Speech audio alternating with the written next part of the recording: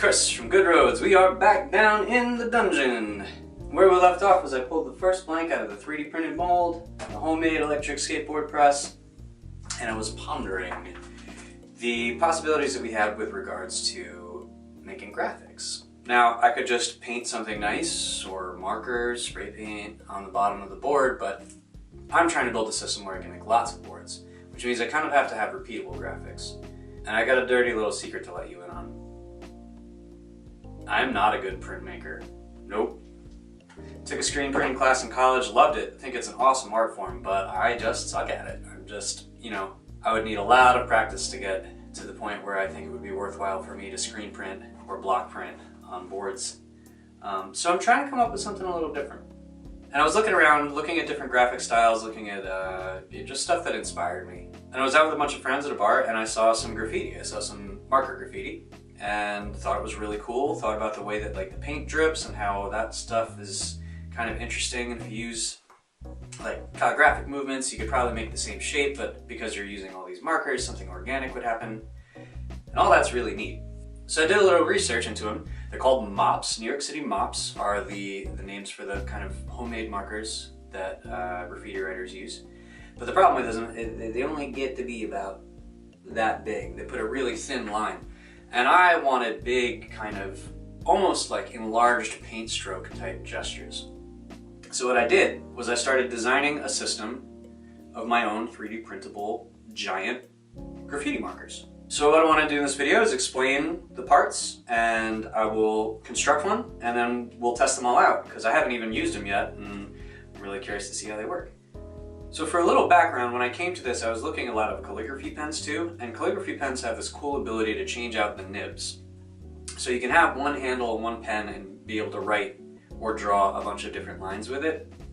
And I thought that would be a really cool thing to be able to incorporate in this. So the first thing that I designed was just what we're going to call either the bottle or the handle. This is going to be the ink reservoir, and it's going to be the part that you use to hold while you're drawing your lines. And I went through a couple iterations, and there were a couple of qualities that I was looking for. One was it had to feel good in your hand. You had to be able to hold it like a pen, at least a little bit. It couldn't be bulky, although that would probably work too. But I wanted to be able to kind of hold it like a pen, have it be comfortable. I wanted it to hold a lot of ink because I'm hoping to work with some really big marker tips. So the throughput might be a lot. And the third thing was, just like the New York City mops, I wanted to make sure that you could squeeze it. So that if you really wanted to get all those drips coming down, you could come in and hold it and crank on it, push out a whole bunch of ink, which would then drip down whatever it is you're working on. And I don't really know how I'm using these yet, so I just wanted to build something kind of could do a little bit of everything. So that was the first print. These I have been printing in a reinforced PLA because I knew that I wanted to be able to squeeze it, which means I wanted something that was a little bit more robust. I've been printing it with a 1mm line thickness on the E3D Volcano, which gives it a nice robust wall, but I can still print it in vase mode and it doesn't leak.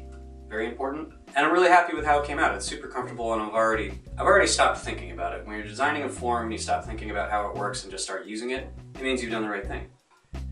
You could print a bunch of these for your different color inks and then have different nibs and swap them in and out. So obviously it needed a top of some kind. So there's a part for the top that screws down to store your inks so they don't dry out. An additional little piece, which is just a gasket. This is printed out of a TPU.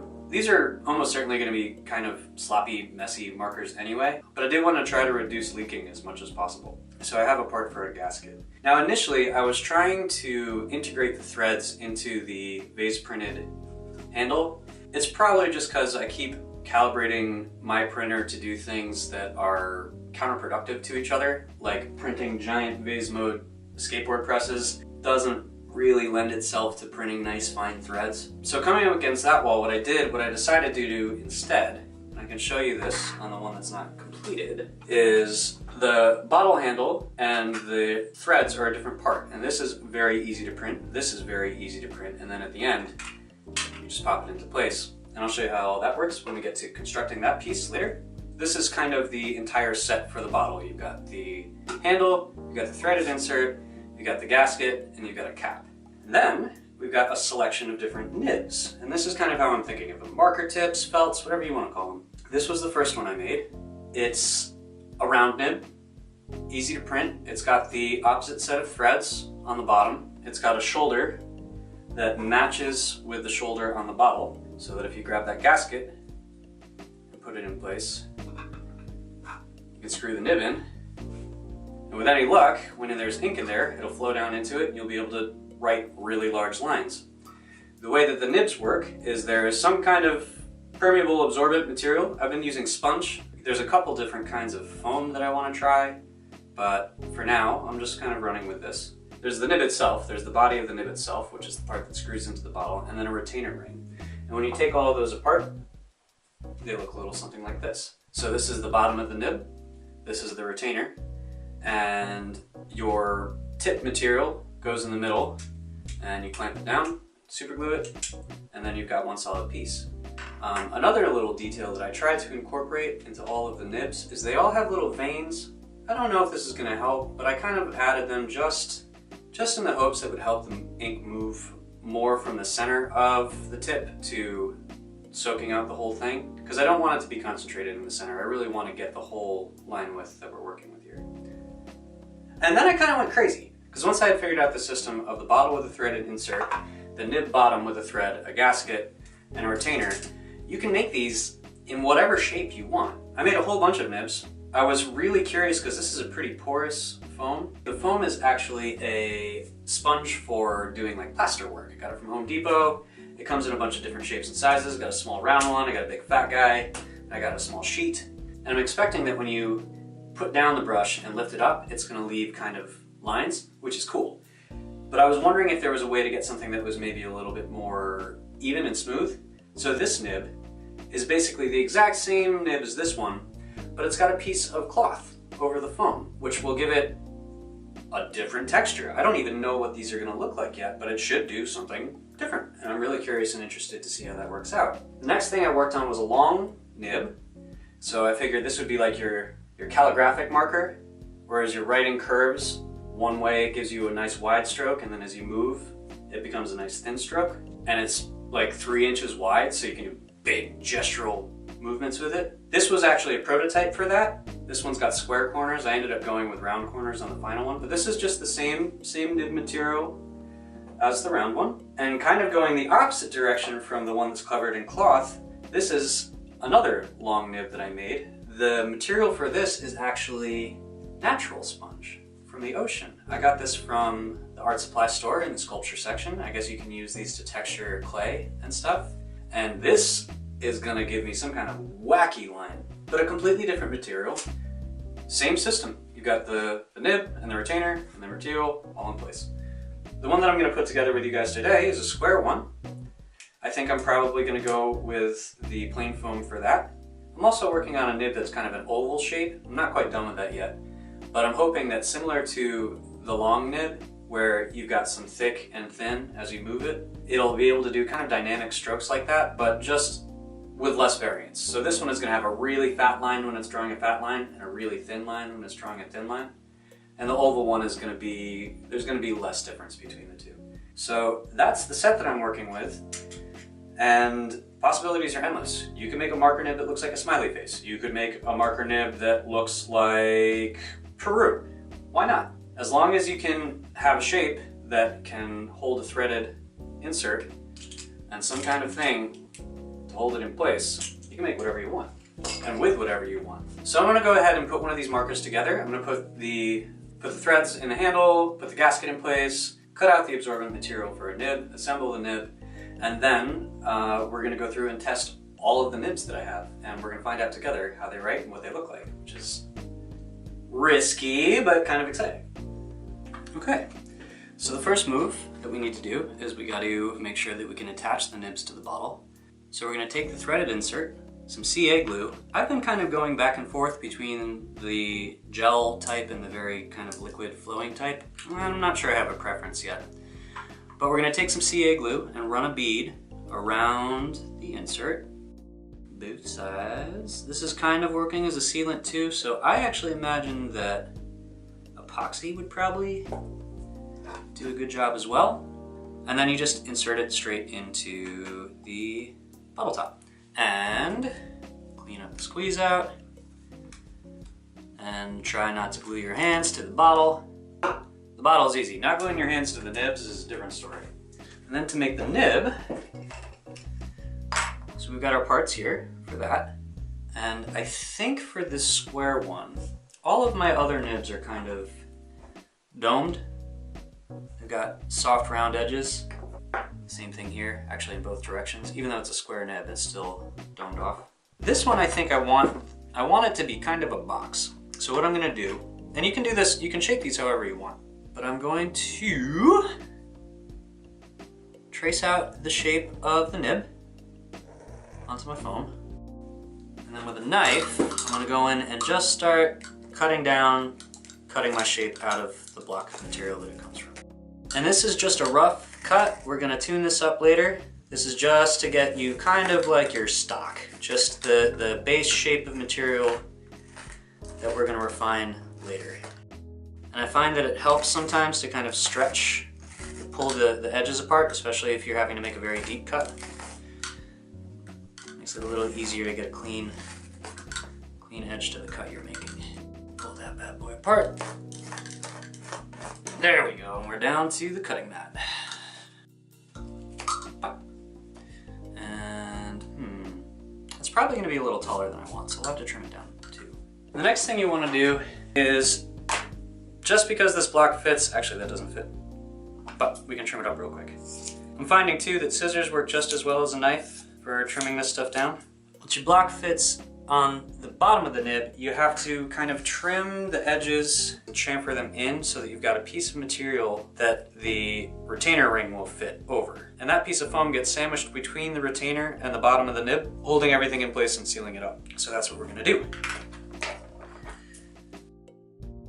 Cool. Let's clear this out of the way. Next step is going to be to assemble it. This might not be necessary, but this has been my process. I've been taking a dot of super glue and kind of putting it down between all of the veins on the nib bottom. And I'm just using that to kind of tack and hold the foam in place so that it stays square and lined up and doesn't move around when we put the retainer on. So I'm just gonna hold that for a little bit. That should just about do it. And at this point you can go in and kind of just trim up if there's any overlap on the sides, any little pieces that you think aren't the shape that you want. Probably stand to square up the top of this a little bit. And then I like to just do a test fit of getting the nib down, kind of figuring out where it's gonna live. That looks pretty cool. That's what I was kind of intending. Instead of having a domed top, this one's like just kind of a box of foam. Should give me a different kind of line. All right, now for the part where I glue my hands to the nib. What we're gonna do is go in and draw another bead of super glue around the edge of the nib, and then we're gonna clamp the retainer down into place. Some of the shapes this works really well, but sometimes they need a little convincing. And for that, I've been using just a normal C-clamp to go in and make sure all of the corners and everything are flush. The easiest one by far to do has been the circle, followed by the long one with the rounded corners, which is the one that I'm gonna publish. This guy was a royal pain in the patoot. I kind of expect that this guy is going to be a royal pain in the patoot, so bear with me. Yeah, here we go. Okay, clamp that mother down. Get in ya, get back in ya. And this is what I was talking about where sometimes it just needs a helping hand. There we go, pop that right in place, make sure this last corner is in before we tighten everything down. It's like making the last corner on a bed, it's always the hardest one. There you go. Boop. Cool, lovely. Everything looks nice and flush. And then, just something I've kind of been doing as a precaution, because I don't know how well CA glue seals things. So there's a bit of a gap, so I've just been running through, putting a little bit more glue in that gap, in hopes that it will stop ink from leaking everywhere. And you just wait for the glue to dry. When the glue's all dry, put your gasket in place, your nib screws into your bottle, and you've got a giant honking New York City mock graffiti marker. So the next thing to do is to put some ink in one of these reservoirs and test out all the tips, see what kind of lines we get. And because I'm continuing my adventure to completely ruin all of my work clothes, I bought a bottle of India ink. Doesn't come out of anything. That's okay, they're work clothes, they're meant to get junked up anyway. I'm gonna spread some cheap, inexpensive paper out and fill up a bottle, and we're gonna start writing.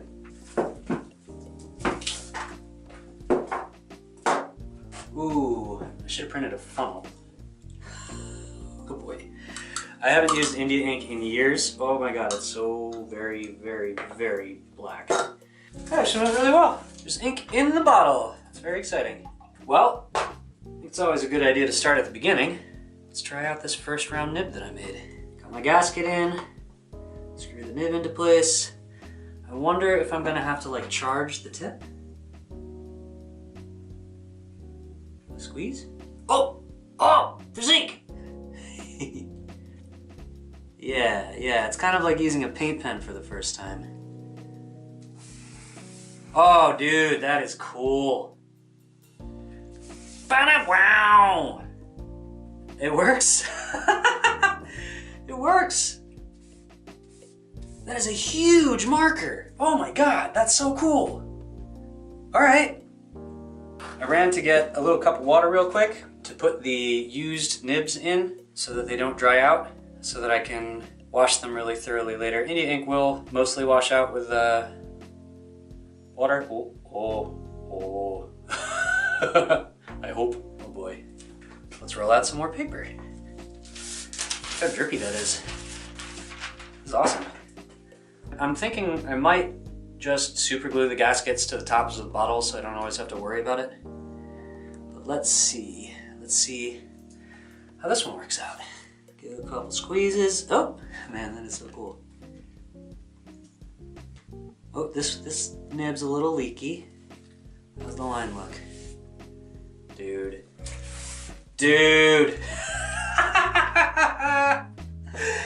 Whoa, they're so gestural. Woo! You can get thin and thick. Oh man, this is awesome. So this is the one with the cloth on it, and it's a little bit less ragged around the edges than the straight sponge one. Let's roll out some more paper and try the long one. This is so cool. Okay, this is gonna start to get interesting now though. We're getting into the weirder shapes.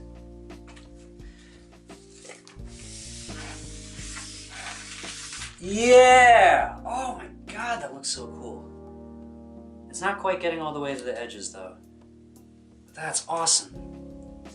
But you can get a really wide stroke, or you can get a really narrow stroke. Or you can get these super dynamic ones. Ah, dude! Let's try this really wild one with the sea sponge instead of the artificial sponge. This should do some really funky stuff. I'm a little worried the ink's not gonna penetrate. Whoa! Never mind. No? Looks like maybe not. Ah, whoop, no. That one's just leaky. So the sponge is the wild sponge is just a little bit too porous. That's a bummer. Good to know though. You could probably take the artificial sponge and cut some texture into it and achieve the thing I was trying to achieve with this nib. That's a little bit of a bummer.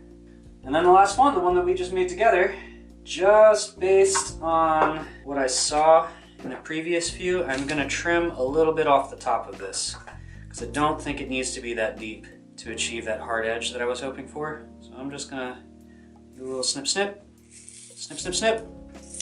There we go. Square off the edges a little bit. Screw the nib in. It's just like a paint pen. This is cool. All right. Yeah, that's pretty cool. Definitely works. Big fatty. Fat, fat, fat, fat, fat. Wow! And then you just unscrew the nib, clean it out, which is gonna happen later. And I'm hoping that you can just screw the top in, and that will keep the ink from drying out. And this way you can print as many bottles for as many different types and colors of ink as you want and just swap in and out. I'm going to experiment beyond India ink. I'm going to experiment with some calligraphy inks. I'm going to experiment with rip dyes and mixing them with some kind of substrate to try to get a nice wood stain that's a little bit transparent. Thought about doing acrylics. There's a whole world of making inks for actual graffiti out of different stuff with different substrates. So tons of fun experimentation to do there. But as for the experiment we did today, huge success. This is great. So all of the files for this project, for all the different nibs, for the handle, for the threaded insert, for the retainers and everything, I'm gonna put them up on the internet so that you can grab them and make some markers of your own and have fun. Man, I couldn't be happier with this project. It worked out perfectly. I've got a system of interchangeable colors and types of dyes using the bottles. I've got a system of interchangeable shapes of lines using the nibs. I've got an infinitely modifiable way of making all those different nibs to get different shapes and colors and lines and everything. I've got the ability to make big, gestural, calligraphic, expressive marks on boards. Yeah, I love when a plan works out. If you like this, if you think it's cool, we do a lot of fun projects like this here. Mixing of crafts. 3D printing, skateboarding, writing, building. It's what I love to do. It's why I'm here trying to share this stuff with you. And I have to go clean out these nibs, and then clean up myself, and then it's on to the next project. So, I'll see you soon. I am going to have the filthiest looking hands for the next few days. Super messy. Super messy. Yeah, and that's probably the end of that cutting mat too. Alright, well, you know, no big deal. This is why we put down paper, guys.